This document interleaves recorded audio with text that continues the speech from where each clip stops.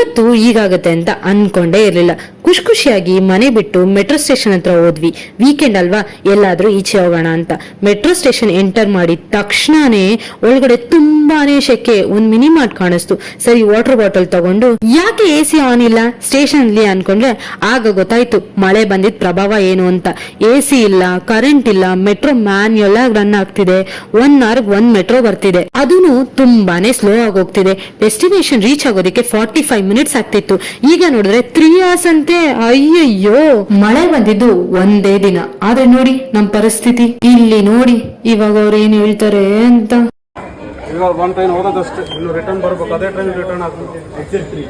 Platform 2 ಗೆ arrive ಆಗ್ತಾ ಇದೆ. ಅದು 1 ಗಂಟೆ ಮೇಲೆ, ಜಸ್ಟ್ 3-4 ಸ್ಟೇಷನ್ಗೆ 1 hour ಹಿಡಿತಾ ಇದೆ. Train manual drive.